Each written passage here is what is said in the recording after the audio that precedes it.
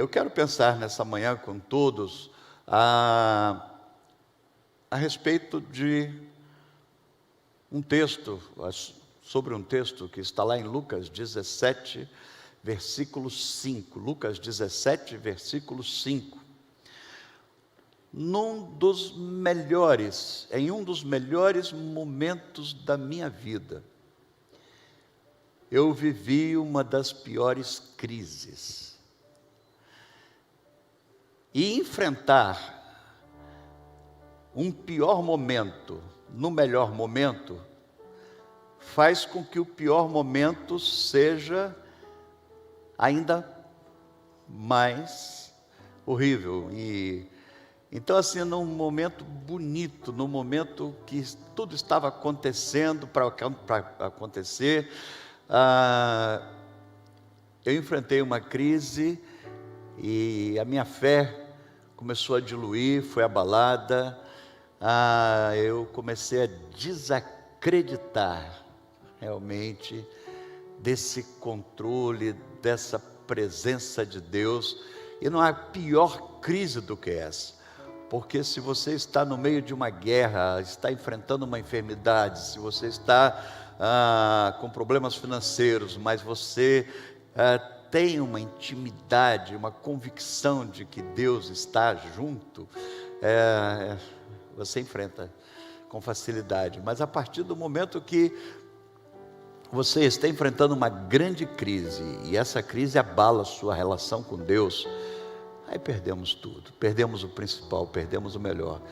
Na pouca força que me restava, nesse momento de crise que eu passei, há tempos atrás, na pouca força, eu ainda li a Bíblia, e estava em Lucas 17, e no versículo 5, saltou aos meus olhos a oração dos discípulos.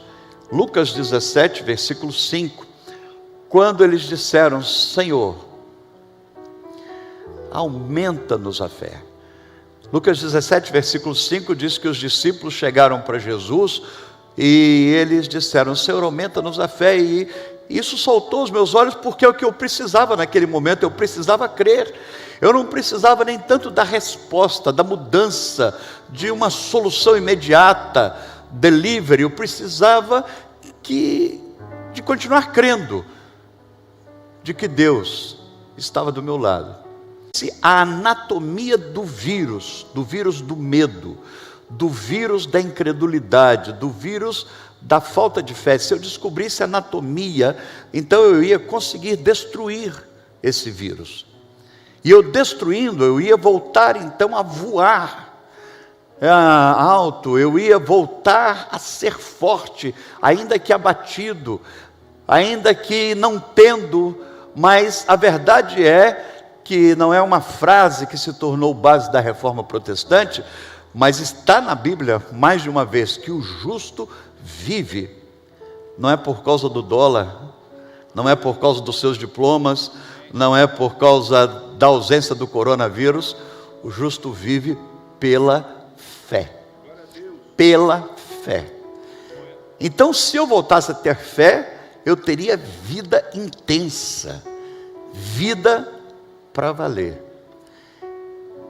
E veio na minha cabeça então esse desejo de procurar no Evangelho de Mateus as vezes que Jesus chamou os seus apóstolos, os seus seguidores, de homens de pequena fé, procurasse descobrir o porquê Jesus os chamou de medrosos, de céticos, de incrédulos, pequena fé. E eu fizesse o contrário, então eu mataria o vírus. Eu mataria o vírus da pequena fé. Eu confesso que para mim foi uma curiosidade, porque eu acreditava que apenas uma vez essa frase estava na Bíblia, num único texto, e se repetia como nos sinóticos, assim, de um ângulo diferente. Eu achava que apenas uma vez Jesus havia chamado seus seguidores de homens de pequena fé. Eu nem imaginava que eram os apóstolos. Eu comecei a folhear então o Evangelho segundo Mateus, e descobri 5 vezes Jesus chamando os discípulos os que estavam mais próximos, de homens de pequena fé, que é o sinônimo do medo.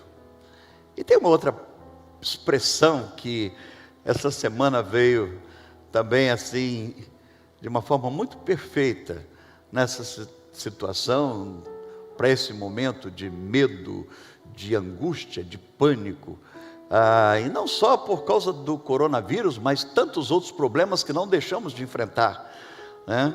Apesar de não ouvirmos outros assuntos na televisão, mas na vida nós enfrentamos outras crises além do coronavírus, elas continuam existindo, seja em casa, seja na saúde, com outra enfermidade, seja na área financeira. Mas veio uma expressão essa semana que é o sinônimo do medo, é ser uma pessoa que tenha o pé no chão. Nesse caso, não foi um sinônimo do bom senso, de um cuidado excessivo, mas do medo.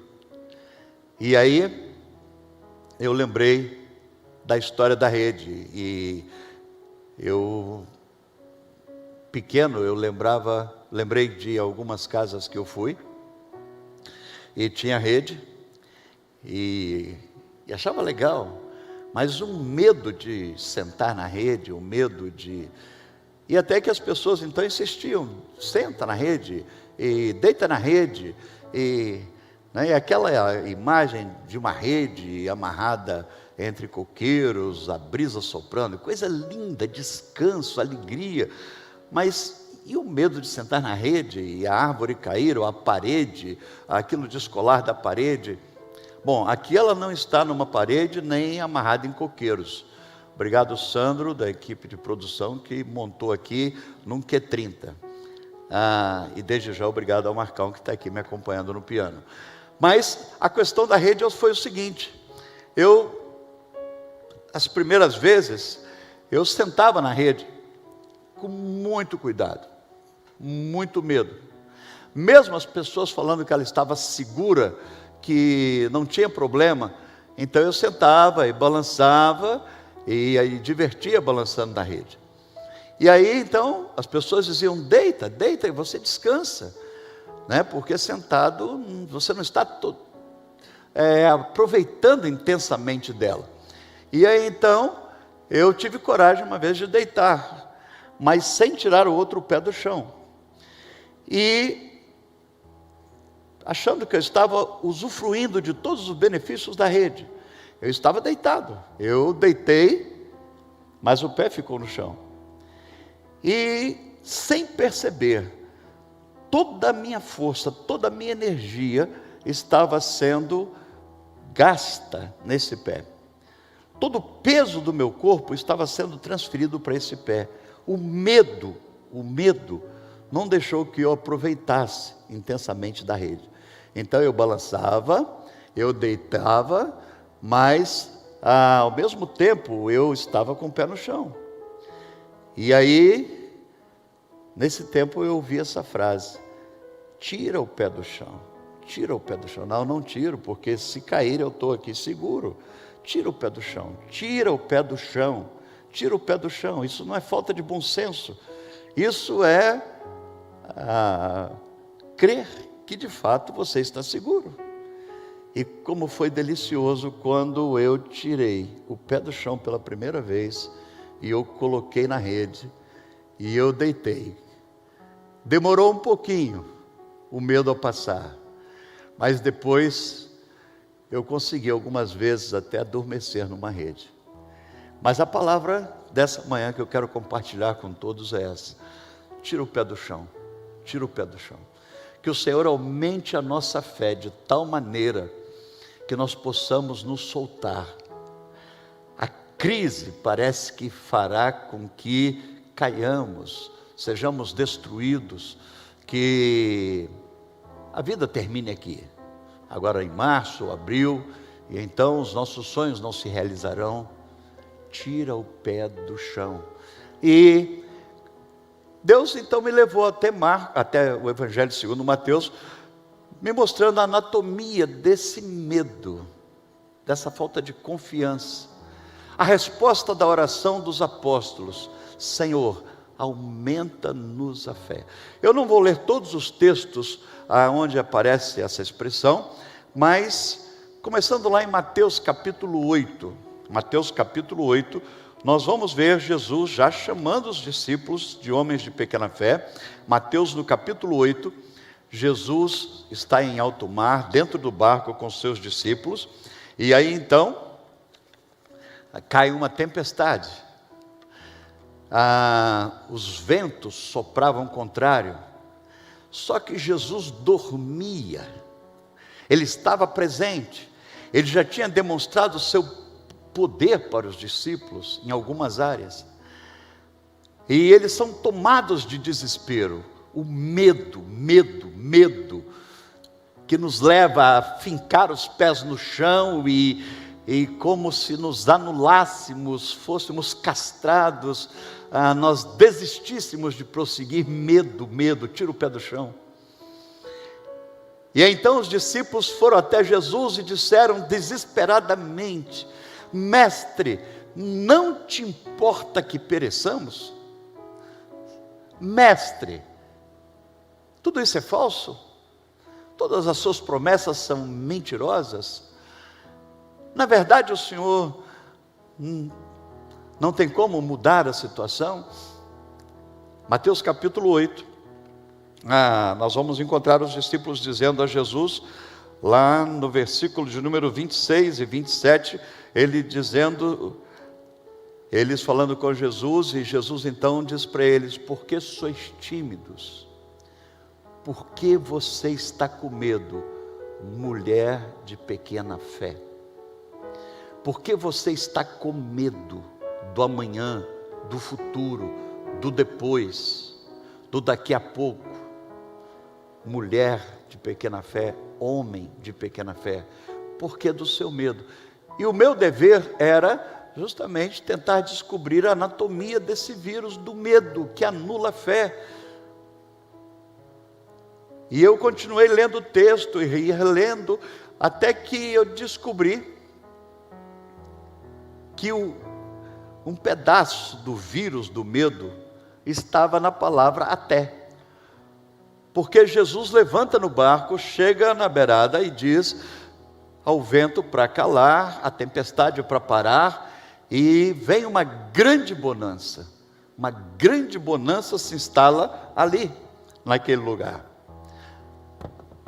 Uma grande bonança, e os discípulos então, eles ficam sem saber o que tinha acontecido, de forma tão rápida, tão imediata, tão inesperada. Como acontece comigo e com você, nós não temos ideia de como Deus vai virar esse placar. Eles ficaram embasbacados e disseram um ao outro: quem é este que até os ventos? Eu gosto desse plural. Na tradução que nós usamos aqui na Missão Revista e Atualizada, que é uma das traduções mais próximas do original, diz assim: quem é este que até os ventos, no plural, e o mar lhe obedece?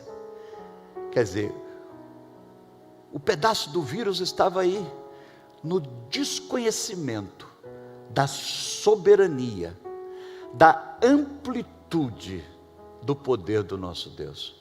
Um pedaço do vírus estava aqui.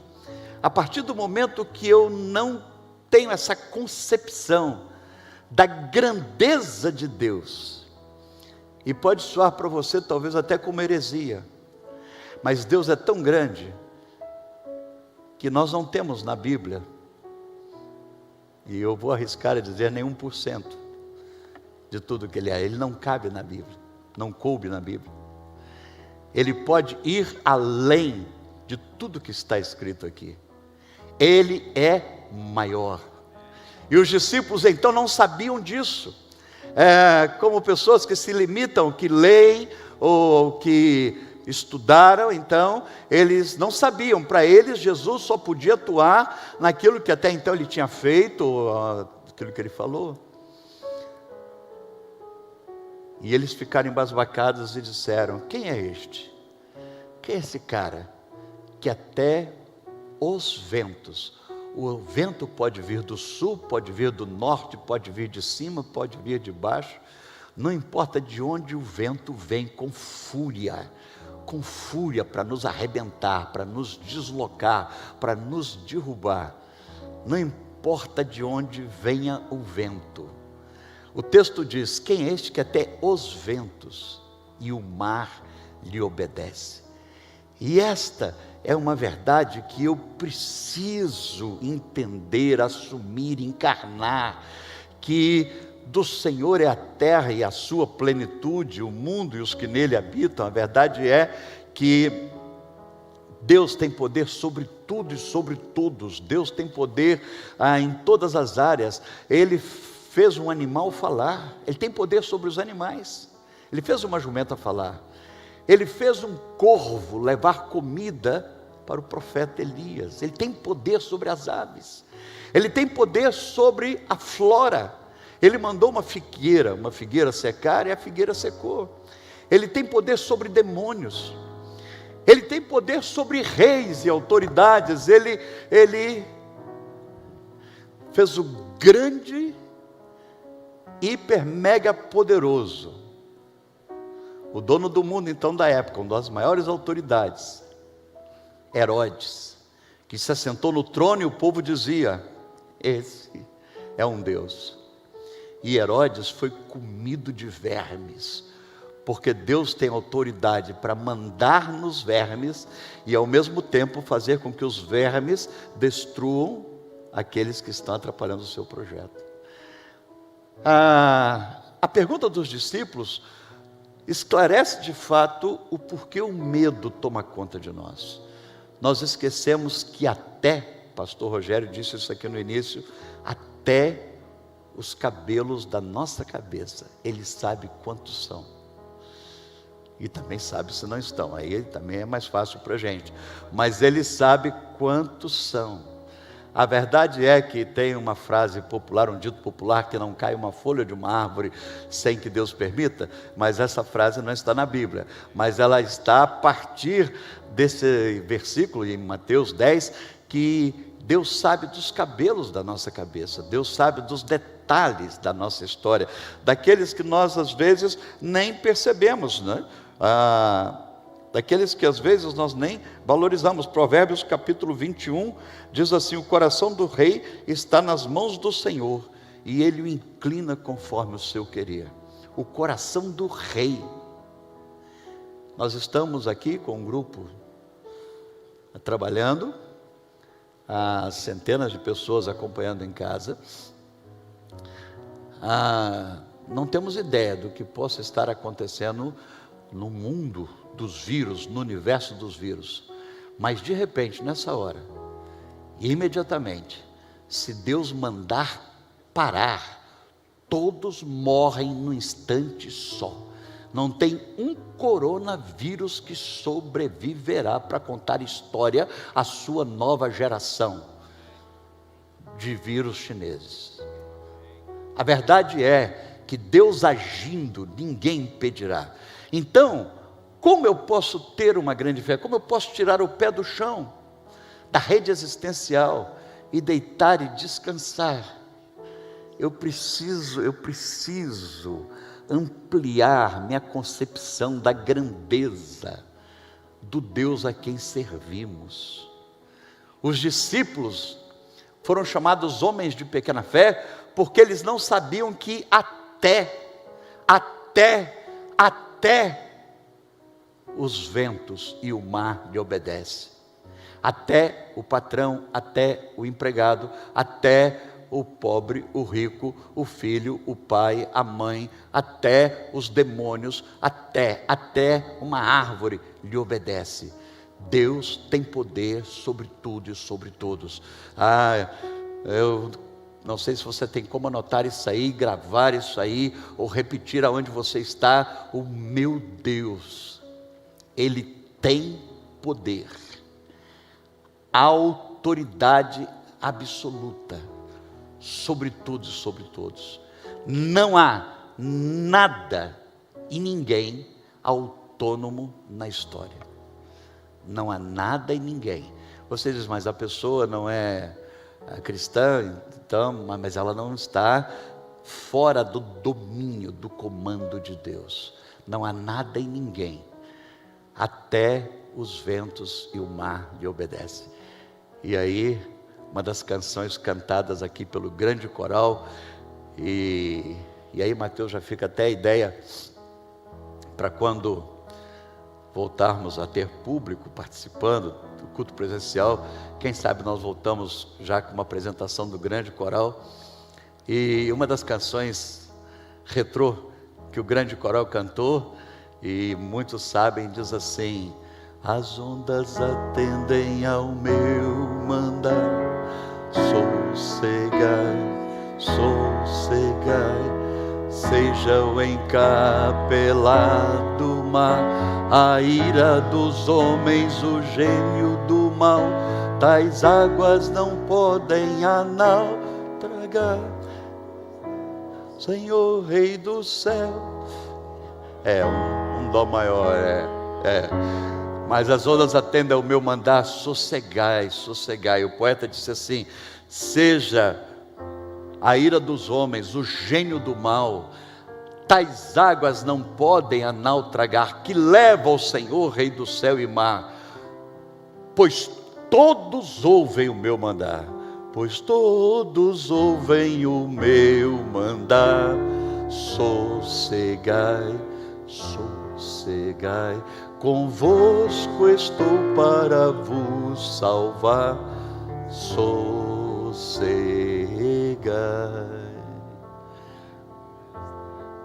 Mestre, o mar se revolta e as ondas nos dão pavor, o céu se reveste de trevas, não temos um Salvador. Talvez seja isso que você está pensando.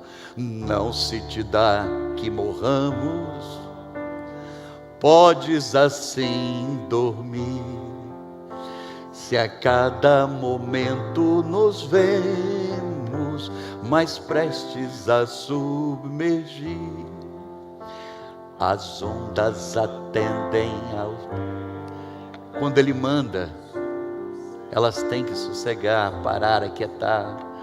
Seja o encapelado mar, a ira dos homens, o gênio do mal, tais águas não podem a nau tragar, que leva ao Senhor, Rei do céu e mar, tais águas não podem a nau tragar,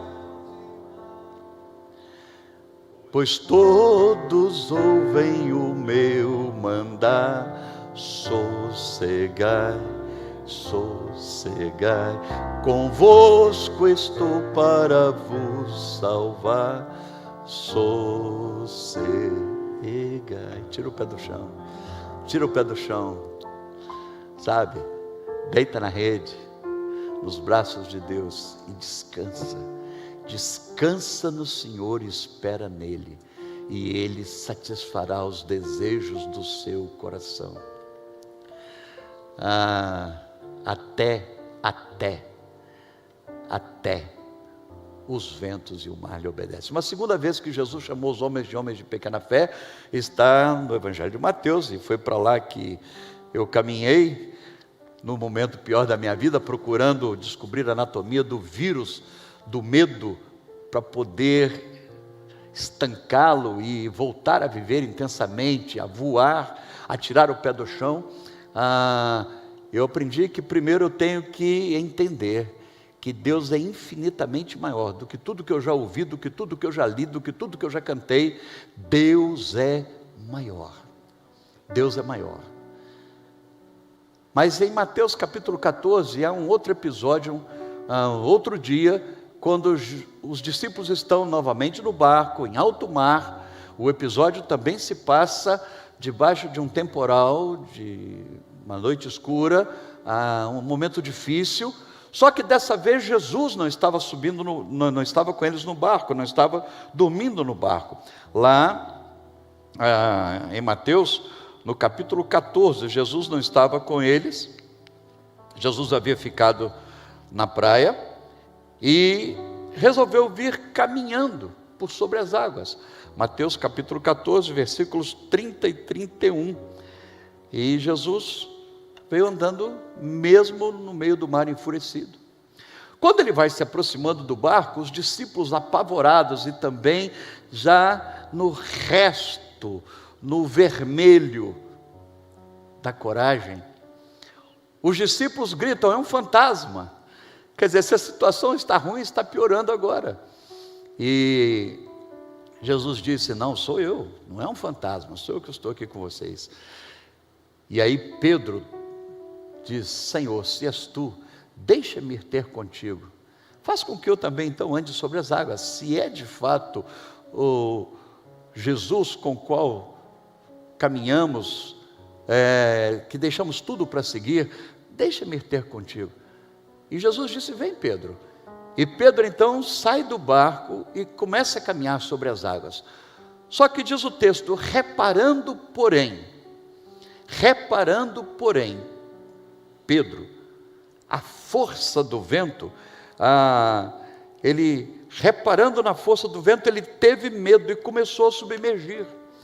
Ele reparando na força do vento, ele teve medo e ele começou a afogar, a afundar, a naufragar. Ele teve medo. Medo é o contrário da fé, é o contrário da vida em abundância. E ele disse: Senhor, salva-me. E deixa eu abrir um parênteses aqui, que não pode ser anulado e não pode deixar de ser mencionado. Quando Pedro começa a reparar na força do vento e ele tem medo, e ele começa a afundar, Jesus não pisa na cabeça dele e diz assim: morra, desgraçado, incrédulo. Mas o texto diz que Jesus estendeu a mão e o puxou para fora. E lhe disse: faltou fé. Homem de pequena fé, por que duvidaste? Essa expressão, homem de pequena fé, aparece em Mateus 8 e Mateus 14. Em Mateus 14, Jesus puxa Pedro para fora da água e diz assim: homem de pequena fé, sabe, você não acredita em mim como deveria acreditar. Você não está comigo como deveria estar. Você não sabe ao meu respeito como deveria saber. E no meu momento particular, vivendo a pior crise, porque foi no melhor momento, eu tinha que descobrir a anatomia do vírus do medo para voltar a ter fé. Eu já tinha descoberto que uma parte do vírus eu anularia, eu mataria, considerando que Deus é maior do que tudo e que todos. Mas a segunda parte do vírus, eu procurando aqui nesse texto, quando Pedro caminha, e eu descobri na expressão, no verbo reparar. Pedro reparou a força do vento, e foi aí que ele começou a submergir. A queda, a falência, a bancarrota, a desistência, a perda da alegria de viver, foi quando ele começou a hipervalorizar o problema, a olhar mais para os obstáculos do que para aquele que o chamou para andar sobre as águas. Enquanto Pedro olhava firmemente para o autor e consumador da fé, Jesus Cristo, enquanto Pedro olhava para Jesus, ele caminhava sobre as águas como Jesus. Mas o texto diz que Pedro começou a reparar. Eu gosto muito de separar sílabas das palavras, porque muitas vezes, separando sílabas, temos um sinônimo mais exato do que a palavra quer dizer no texto. E nesse caso aqui, diz que Pedro reparou. E aí está um pedaço do vírus do medo. Reparar. Todas as vezes que eu reparo os ventos contrários, que eu coloco na primeira página do jornal do meu cérebro, só os problemas, só os obstáculos, que eu tiro os olhos do autor e consumador da fé. Hebreus capítulo 12, diz assim: olhando firmemente para Jesus, autor e consumador da nossa fé. E olhando o quê? Em Hebreus capítulo 12, continua dizendo no versículo 1, 2 e 3, olhe e veja que ele morreu na cruz, que ele ressuscitou e que agora está sentado à destra de Deus. Olhe como ele enfrentou o pior momento da vida dele e ele venceu. Então ele é o exemplo, ele é o modelo. Fique olhando para ele. Ele sofreu, ele venceu, ele reina. Olhe para Jesus.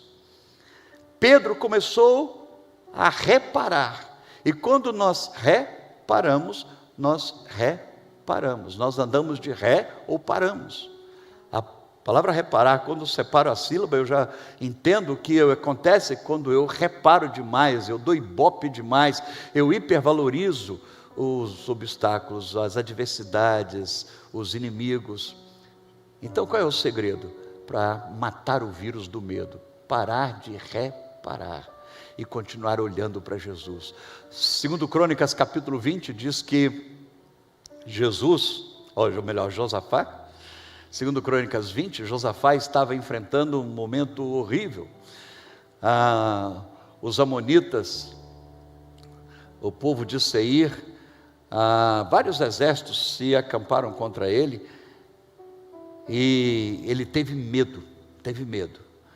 Mas só que em reação ao medo, ele clamou ao Senhor, ele reuniu todo o povo, e diz no 2 Crônicas capítulo 20, que ele reuniu o povo, e os amorreus, os heteus, e o povo de Seir estava contra ele ali, e ele disse: Senhor, eu não vou negar, eu estou com medo, o problema é grande. 2 Crônicas 20, 12, 2 Crônicas capítulo 20, verso 12, ele disse: Senhor, o problema é grande, e eu não sei o que fazer, porém tem uma coisa, os meus olhos estão fixos em Ti, eu continuo olhando para o Senhor, porque eu sei que o Senhor é vencedor, o Senhor é maior. Ele disse: meu problema é grande, não nego, e eu estou meio abalado, eu estou com medo, mas os meus olhos estão postos em Ti. Queridos, é um problema seríssimo quando nós tiramos os olhos do poder do Senhor, quando nós começamos a valorizar demais as dificuldades, as adversidades, os obstáculos. Esse pessimismo, ele mata, ele é um componente do vírus da incredulidade. Nós estamos vivendo dias difíceis, então, em primeiro lugar, para matar esse vírus da falta de fé, de ousadia, de coragem, eu tenho que lembrar que o coronavírus, mesmo juntando todos os vírus que já foram produzidos no mundo inteiro, que nasceram, brotaram, sei lá como é que ele se multiplica, se são ovos, se nascem árvores, estou brincando, mas a verdade é que se juntar todos os coronavírus que existem, e mais os outros tantos vírus sem ser coronavírus, Deus é maior. Deus é maior. Então nunca esqueça que é uma pessoa, não é uma força, é uma pessoa que é forte. E essa pessoa que é forte, e mais forte do que, aí junta o coronavírus e coloca demônio juntos, um terço que desistiu de ficar no céu, e coloca junto os demais problemas, faça uma montanha com tudo isso. Deus é maior. Em segundo lugar, não pare de olhar para Jesus, é nessa hora, principalmente nessa hora, todo o tempo devemos estar olhando para Ele. Mas uma canção, eu não sei qual inário, mas diz assim: olhar somente a Ti, Senhor, olhar somente a Ti, Senhor, olhar somente a Ti, Senhor, e não olhar atrás, seguir seu caminhar, Senhor, segui sem vacilar, Senhor, prostrado em teu altar, Senhor, e não olhar atrás. Uma canção bem antiga, retrô, não fez parte da cantata não, mas essa dos velhos tempos. Diz assim: olhar somente a ti, Senhor, olhar somente a ti, Senhor, olhar somente a ti, Senhor, e não olhar atrás. Seguir seu caminhar, Senhor, seguir sem vacilar, Senhor,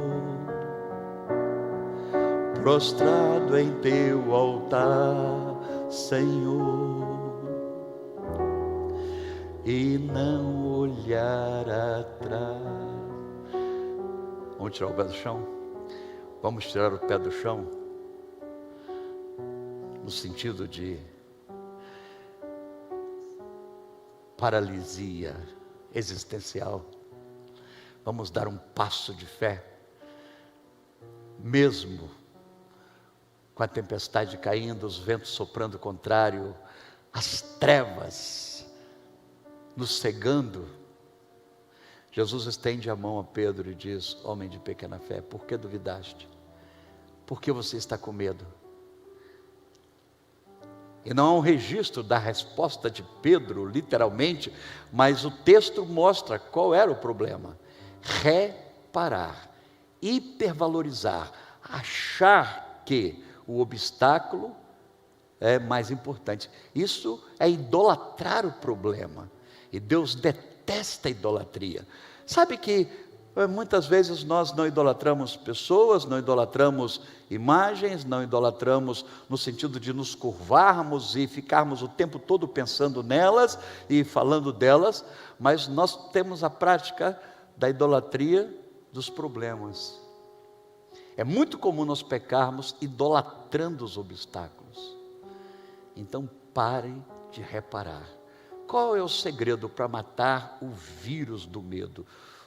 Qual é o segredo para se encher de fé? Aumenta a minha fé, Senhor.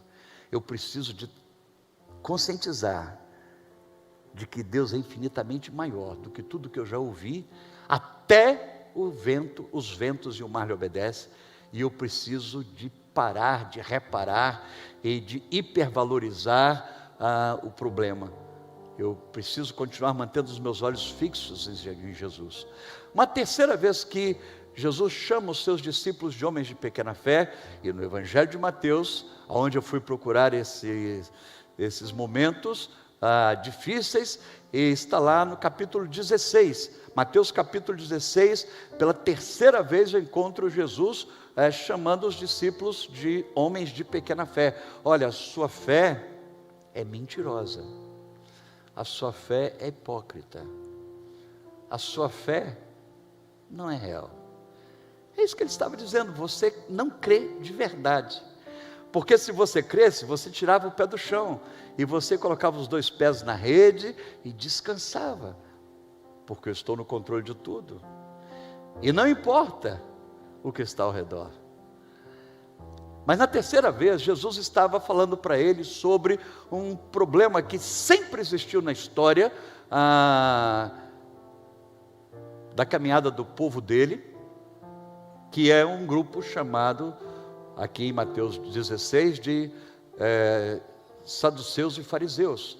Sempre existiu esse grupo com nomes diferentes no meio das comunidades cristãs. Um povo que é extremamente legalista e que não usufruía do amor, da graça, da paz de Deus. E Jesus disse: cuidado com o fermento dos fariseus e dos saduceus. Eles entram no meio da comunidade como fermento, o fermento que se coloca na massa do pão. É pouquinho, às vezes uma pessoa só ou duas pessoas, mas elas acabam contaminando muitas. Então cuidado com o fermento. Vocês fiquem atentos, porque pessoas assim podem fazer você desanimar, desistir. Cuidado com o fermento. Mateus capítulo 16, Jesus estava dando uma aula para eles de heresiologia e falando de um dos maiores erros desse pessoal, os saduceus e os fariseus, que continuam existindo com outros nomes, mas são pessoas que contaminam o grupo. E Jesus disse: cuidado. E ele usa a metáfora, ele usa a figura do fermento. Ele diz: cuidado com o fermento. Agora, como a nossa cabeça é tão desgringolada, tão esquisita.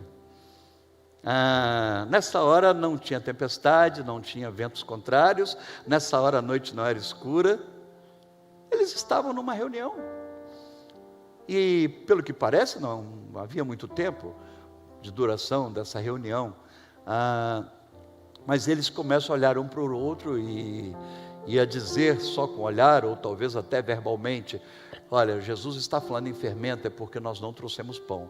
Essa aula deve demorar muito e nós vamos morrer de fome, nós morreremos aqui. Olha, Jesus falou a palavra fermento, você viu? A palavra fermento, fermento tem a ver com pão, pão tem a ver com uma necessidade básica da nossa existência. Então nós morreremos, nós morreremos, nós morreremos. Eles não fizeram a conexão da aula sobre os fariseus e saduceus, e não entenderam que era uma metáfora que Jesus estava usando.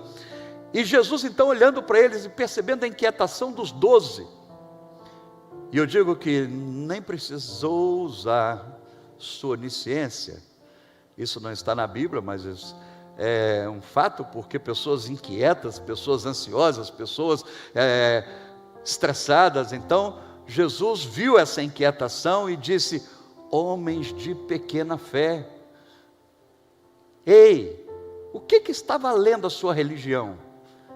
Para que está servindo o seu tempo de leitura bíblica, seu tempo de oração, os louvores que você gosta?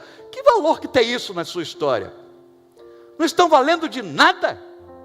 Você gosta daquela canção, você gosta daquele texto da Bíblia, você repete: o Senhor é meu pastor e nada me faltará, e você sabe que o que habita no esconderijo do Altíssimo descansa sobre o do Onipotente, diz ao Senhor, meu refúgio, fortaleza. Então, o que está valendo isso agora?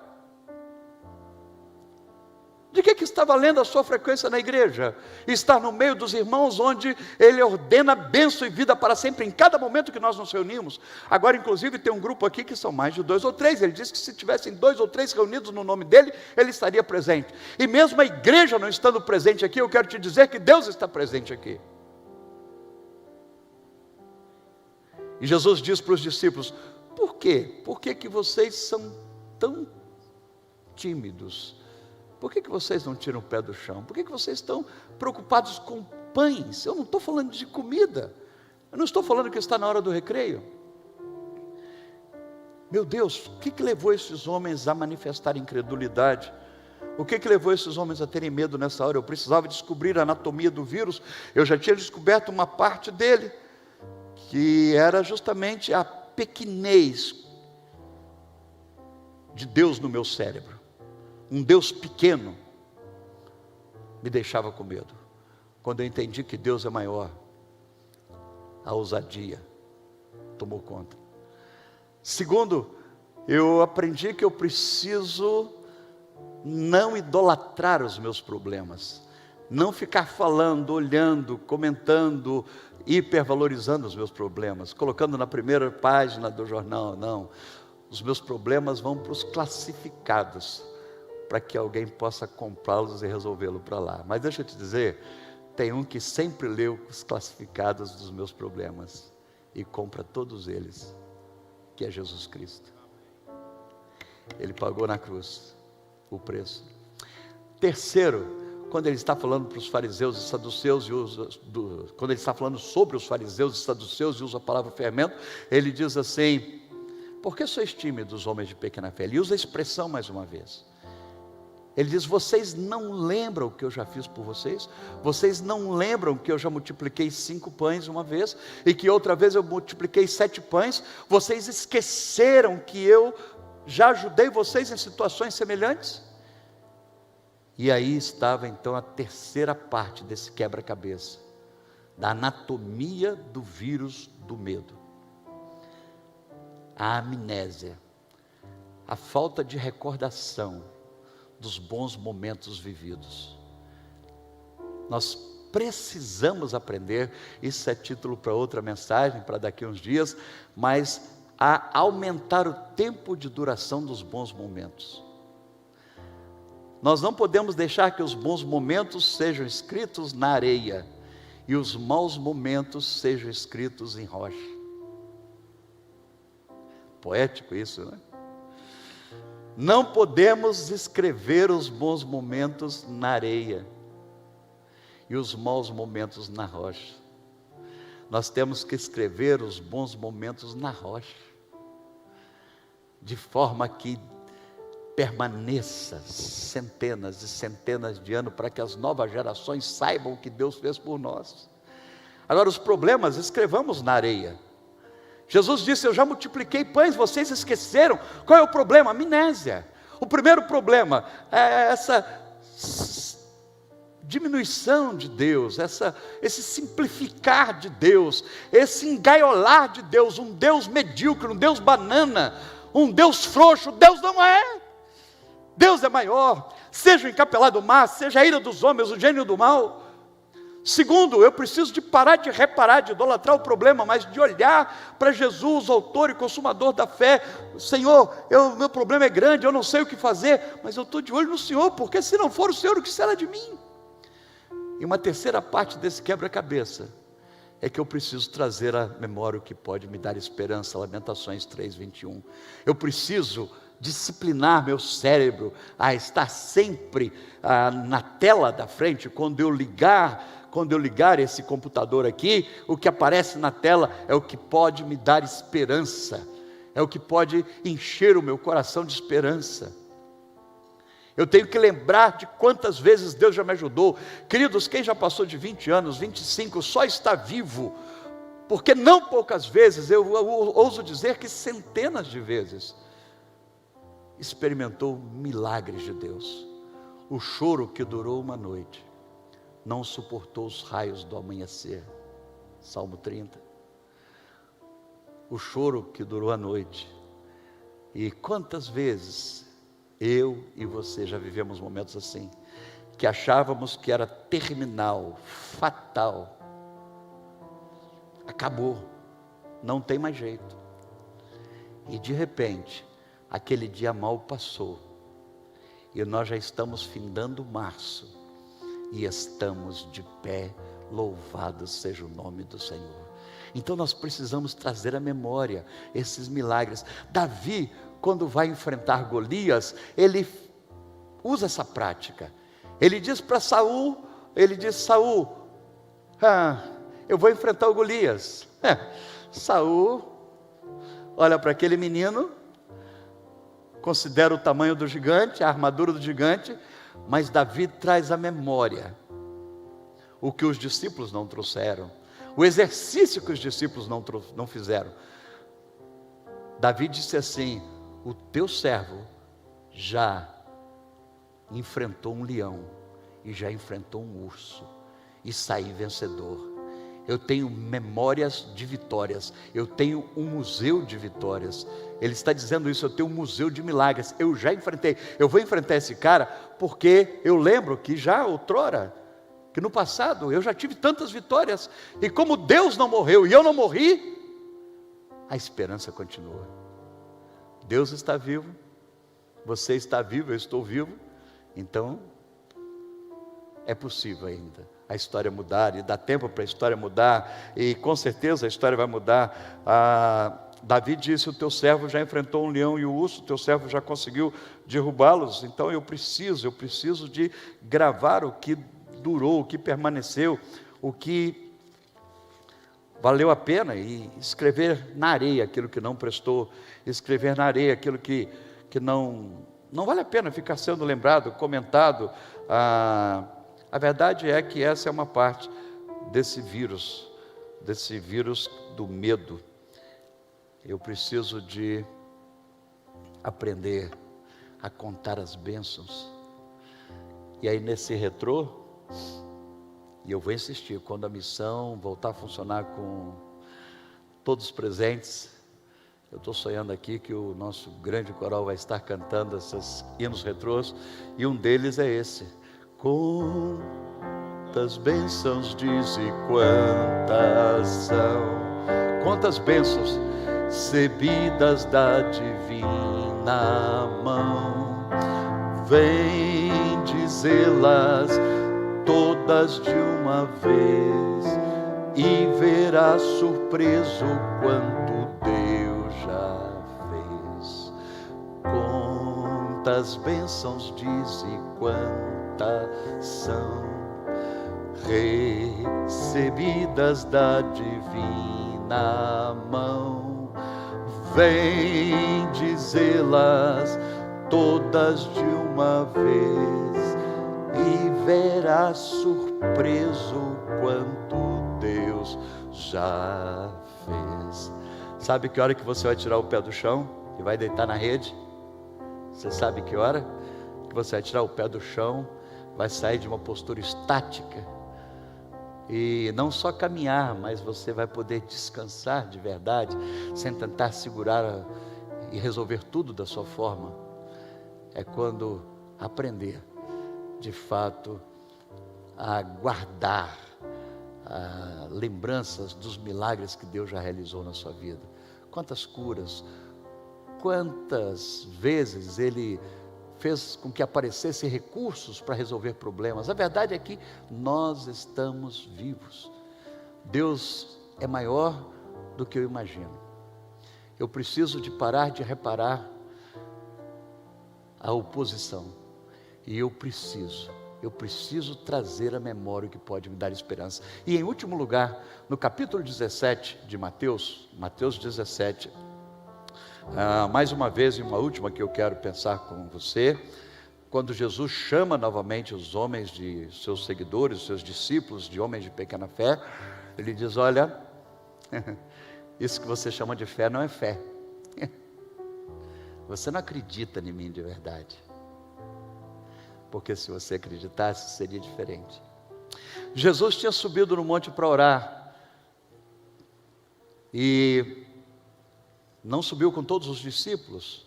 9 ficaram embaixo do monte da transfiguração, e lá no monte da transfiguração eles tiveram assim uma experiência tremenda com Jesus. Ao descerem, os 9 que não estavam na reunião de oração tentavam resolver o problema de um pai aflito, cujo filho estava possesso. Um pai com um filho endemoniado. E os 9 tentando exorcizar o menino não conseguiram. Jesus desce da reunião de oração, e o pai do menino, que não havia desistido do filho, isso é muito lindo, o pai do menino diz assim: Senhor, trouxe meu filho, mas teus discípulos, a tua igreja, a fé da tua igreja, esse povo do Senhor, resolveu nada. Que vergonha. Não resolveram nada. Jesus disse: desde quando seu menino é encapetado assim? Só para mostrar a autoridade, poder dele. Aí o pai diz: desde a infância. E Jesus ordena que o demônio saia, o demônio saiu. Aí vão para casa. Chegando em casa, os discípulos perguntam para Jesus. Diz que roupa suja se lava em casa. Isso não é versículo da Bíblia não. Mas chegando em casa, os discípulos perguntam: mestre, por que nós não conseguimos expulsar o demônio daquele menino? E o Senhor conseguiu. Aí Jesus Cristo disse, mais uma vez: por causa da pequenez da vossa fé. Sua fé é pequena. E se você não deixá-la crescer, não trabalhar para que ela cresça, se você não investir para que ela cresça, essa palavra trabalhar parece que não soa bem, mais no meio religioso, mas se você não se der na direção, né, de Deus, Ele diz: porque há uma casta que só sai com jejum e oração. Continuando o texto, ele diz: homens de pequena fé, o problema de vocês é pequena fé. Agora, como, Senhor, eu posso resolver a questão da minha fé? E ele disse, uma entrega mais radical, um compromisso maior. É preciso colocar no altar tudo, por completo, por inteiro. Não é na hora que eu quero, na hora que eu gosto, na hora que dá vontade. Nada pode ocupar o lugar de Deus na história, é o primeiro lugar. E ele diz, há uma casta que se não tiver jejum e oração. E quando ele fala de jejum e oração, ele está se referindo a uma entrega, a uma busca, a uma dependência. Preste atenção, oração e jejum não compram Deus. Se você jejuar 24 horas, não vale mais do que 48 no sentido de poder.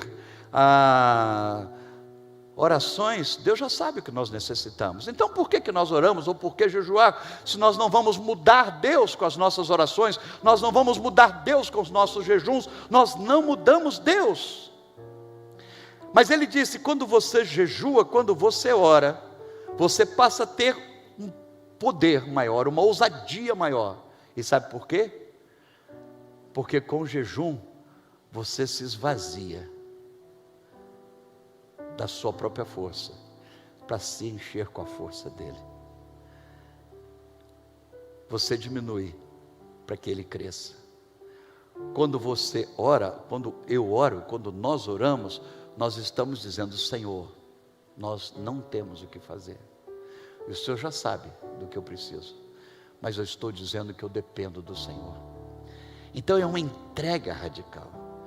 E é muito comum nós entregarmos e depois levarmos de volta e continuarmos carregando o mesmo fardo, o mesmo problema. Nós precisamos aprender que só a partir de uma entrega total e radical nós venceremos o medo. Vivendo uma vida rala, no relacionamento com Jesus e sua noiva, a igreja, uma vida rala, uma vida distante, uma vida sem priorização do reino. É interessante que em Mateus capítulo 6, 33, ele diz assim, buscai primeiro o reino de Deus. E eu acho interessante porque ele não diz o rei, ele diz o reino. Porque não é só o rei, é o reino. É colocar Deus em primeiro lugar. Bom, concluindo, queridos, anatomia do vírus do medo. A anatomia é composta de uma pequenez, uma concepção fraca da grandeza de quem estamos servindo. Eu gostaria que você repetisse para dentro, para fora, meu Deus é maior. Meu Deus é maior. Segundo, eu preciso parar de reparar a força do vento. Eu preciso de continuar olhando para Ele, porque Ele sofreu, foi para a cruz, ressuscitou no terceiro dia e está sentado ao lado do Pai, olhando firmemente para Jesus. Para de reparar, para de fazer listas só de dificuldades. Em terceiro lugar, ao contrário, traz à memória o que pode dar esperança. Traz à memória quantas vezes Deus já te ajudou. E em quarto lugar, coloque a vida por inteiro no altar. Porque tem castas, tem tipos de lutas, que se essa entrega não for real mesmo, nós vamos passar vergonha, nós passaremos vergonha. Os discípulos passaram vergonha, 9 discípulos, eles passaram vergonha. Jesus disse, tem castas, tem lutas, que só com jejum e oração, porque aí você se esvazia por completo, não só do alimento, mas de toda a sua convicção, de força, de capacidade, de sabedoria. Quando você ora, quando nós oramos e jejuamos, é isso que acontece. Nós oramos e jejuamos não para comprar Deus, não para mudar Deus, mas para que nós mesmos sejamos dependentes dEle. E o hino antigo diz assim, e esse hino é lindo, que diz, em fervente oração, em o meu coração, na presença de Deus derramar, de Deus derramar. Mas não podes fruir, desfruir o que estás a pedir, sem que tudo abandones no altar. Se não deixar no altar tudo, abandonar tudo no altar, quando tudo perante o Senhor estiver, e todo o teu ser trolar, só então hás de ver que o Senhor tem poder.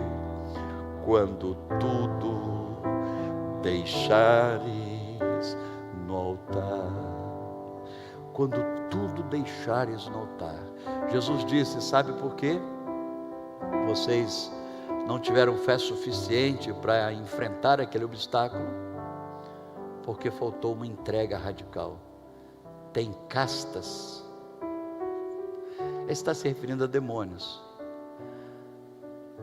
e ele diz, tem lutas que são com eles, e você só vai vencer, nós só venceremos com oração e jejum, aprendendo, disciplinando a nossa agenda a uma total dependência de Deus. Que Deus possa restaurar a minha fé, a sua fé, que nos momentos de crise como estamos vivendo agora, seja por causa do coronavírus ou outro problema que estiver acontecendo, a que nós possamos aprender a tirar o pé do chão. E não esqueça, decore isso, o nosso Deus, Ele é infinitamente maior do que imaginamos. Ele tem poder sobre tudo e sobre todos. Pare de idolatrar o problema, pare de idolatrar, de hipervalorizar a crise. Terceiro, lembra quantas vezes, quantas bênçãos o Senhor já te deu, e que Ele não morreu, nem envelheceu, nem caducou, e nem deletou o seu nome. Mas você é importante, e Ele é forte. E por último, se entregue totalmente, se envolva totalmente. Que Deus te abençoe.